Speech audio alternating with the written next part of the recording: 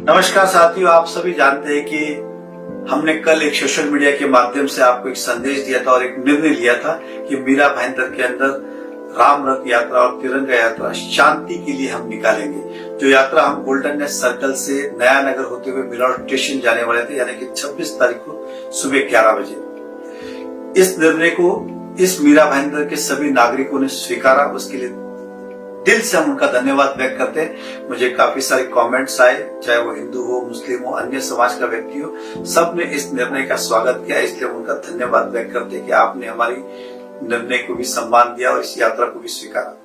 परंतु कल शाम से अगर हम देखते तो कुछ लोग ऐसे हैं जो मेरे राजनीतिक शत्रु हो सकते हैं या फिर मेरे शत्रु हो सकते हैं, उन्होंने इस बात के अंदर भी अपनी रोटियां सेकने का प्रयास किया, गलत कमेंट डाल के कुछ लोगों को उकसाने का काम किया। मुझे पता है कि 95% जनता इस निर्णय से खुश है, लेकिन 5% ऐसे जो लोग हैं जो उकसाने का काम करे, उन्होंने अलग अलग कमेंट डाले।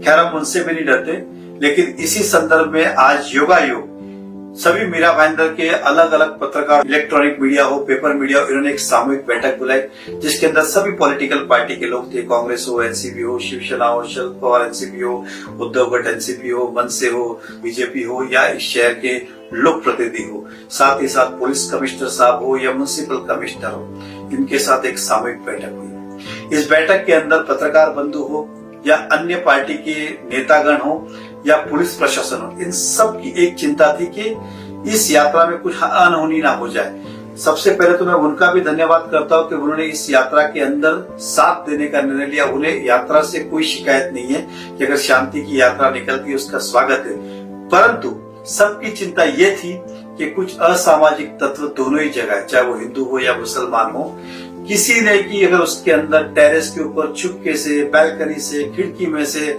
किसी तरह का भी एक पत्थर भी फेंका तो मॉब के अंदर तितर बितर हो सकता है और फिर से इसकी एक नई दंगे की शुरुआत हो सकती है। और मिलाड फिलहाल 2 दिन से शांत है, कल भी शांत था, आज उसकी तुलना में और ज्यादा शांत है। धीरे धीरे लोग अपने अपने रूटीन लाइफ में आ रहे हैं। तो हमें लगता है कि इस बात के ऊपर गंभीरता से सोचना चाहिए कि किसी कारण कुछ असामाजिक तत्व खराब ना करें और उसके कारण हम नहीं बनना चाहते। हम ना किसी से डरते हैं, ना किसी से झुकते। हमारा निर्णय हम स्वयं लेते, जनहित में जो होता है वही कार्य करते, लेकिन करते समय ऐसी कोई बात ना हो जाए कि जिसके निमित्त हम बने।